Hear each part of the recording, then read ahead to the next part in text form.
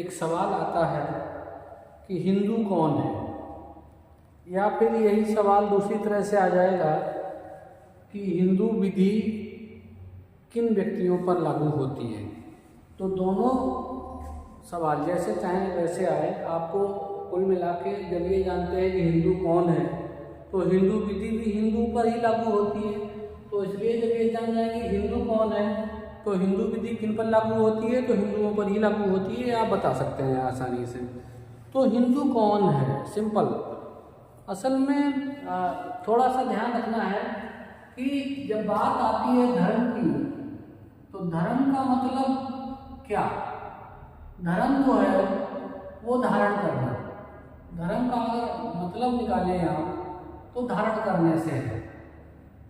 अब धारण करने का मतलब कपड़ा नहीं है, ये धर्म धरा धातु से लिया गया है, जिसका मतलब होता है धारण करना। और ये किसी भी धर्म का जो मेन मकसद है वो आस्था से है। तो आपकी या किसी भी व्यक्ति की जिस धर्म के प्रति जो आस्था है तो वो उसी धर्म के प्रति माना जाता है। तो कोई भी व्यक्ति जिस धर्म से है, यानी कि जिस धर्म के प्रति उसकी आस्था है, वो उसी धर्म से जोड़ दिया जाता है। तो इसीलिए कहा जाता है कि कोई भी व्यक्ति जन्म से भी पैदा होता है और वो धर्म से भी होता है, तो परिवर्तन भी होता है। इसका मतलब ये है। तो हिंदू हो या कोई अन्य धर्म हो, उसमें से जो हिंदू धर्म को मानता है, तो जो हिंदू धर्म को मानता है वो हिंदू है। अब धर्म को मानने से दो तरह से लोग आते हैं, या तो वो व्यक्ति धर्म से है यानी कि आचरण करता है, या वो धर्म परिवर्तन करके आ जाता है। अब जो व्यक्ति परिवर्तन करने से आया है, इसका मतलब है उसकी आस्था में बदलाव हुआ है। तो जिसकी आस्था बदल गई है वो धर्म परिवर्तन के बाद आ जाएगा, यानी कि वो जन्म से नहीं रहेगा। बाकी जिसकी आस्था है, अधिकतम लोग जन्म से आते हैं। तो हिंदू या तो धर्म से होगा या धर्म परिवर्तन करके होगा, सिंपल सा है। अब जन्म से मतलब क्या कि हिंदू माता पिता की जो संतान है वो हिंदू है। एक सवाल और आता है कि माता पिता में से कोई एक व्यक्ति भिन्न धर्म से हो सकता है, तो हम जिस धर्म की बात करेंगे उसी धर्म में आ जाएगा। अगर माता और पिता में से एक हिंदू है तो उसकी संतान भी हिंदू होगी जन्म से। यहाँ पर थोड़ा सा चेंज रहता है, यही बात मुस्लिम विधि में भी कही जाती है कि माता और पिता में से अगर एक मुस्लिम है तो उसकी संतान मुस्लिम होगी। लेकिन अब इन दोनों में जो सबसे जरूरी चीज है वो ये है कि माता पिता में से अगर कोई एक हिंदू है और दूसरा कोई अन्य धर्म से है, तो उनकी संतान क्या होगी ये इस पर डिपेंड करेगा कि उस शिशु का पालन पोषण कैसे किया गया है। तो जिस धर्म की रीति रिवाज से उसका पालन पोषण किया जाएगा, वो संतान उसी धर्म का माना जाएगा, क्योंकि उसने धारण करना है, उसने आस्था से मतलब रखना है। तो अगर वो हिंदू रीति रिवाज को फॉलो करेगा तो हिंदू होगा, अन्य किसी धर्म को फॉलो करेगा तो वो अन्य किसी धर्म का माना जाएगा। तो यहाँ ध्यान रखना है। तो अब इसमें जो जरूरी चीज है कि ऐसे सभी लोग जो हिंदू हैं, यानी कि हिंदू के जितने भी स्वरूप हैं हिंदू धर्म के, वो सारे लोग हिंदू माने जाएंगे। और खास तौर से इसके किसी भी धर्म में कोई पंथ होते हैं, तो जो भी पंथ हैं हिंदू धर्म के, अनेक रास्ते हैं, है ना। जैसे वीरशैव है, लिंगायत है, ये सब लिंगायत, आर्य समाज,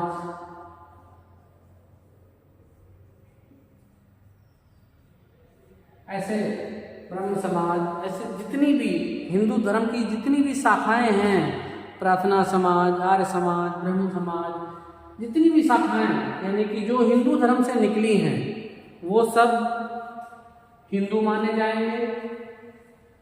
इसके अलावा आप बात करेंगे जैसे जैन, बौद्ध, ये सब हिंदू माने हैं, ये सब हिंदू धर्म की शाखाएं हैं, जैन बौद्ध। तो यहाँ आपको ध्यान में रखना है सिख हिंदू धर्म में ही आते हैं, सिख भी हिंदू धर्म की एक शाखा है। तो ये किसी भी यानी कि हम लोग जो बात कर रहे हैं धर्म से, तो हिंदू धर्म की जितनी भी शाखाएं हैं वो सब हिंदू मानी जाएंगी। दूसरा एक सवाल आएगा इसी में कि जो हिंदू धर्म का अनुपालन नहीं करता है, यानी कि हिंदू रीति रिवाजों में नहीं अपना जीवन बसर करता है, वो लोग हिंदू नहीं हैं। पॉजिटिव नेगेटिव दो तरह से कह सकते हैं।